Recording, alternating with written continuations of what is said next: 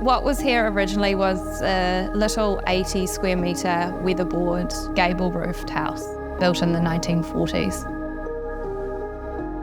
We wanted to extend the footprint of the house given it was quite small, and one of the key factors within that extension was to use concrete. As you approach the front entrance, there's quite a concealed screen that opens, and then you're welcomed by a concrete spine that wraps through the middle of the house, bringing you through to the living space. I love the look and the texture of the concrete. It's used with many of our projects in foundations, and in this case, a decorative form. We use Pedophile Oxide 155, which has an earthy tone which complements the other timber tones throughout the home. The greatest success of the house is the last piece of the puzzle, which was the outdoor concrete fire, to have friends over and family and entertain throughout the evening.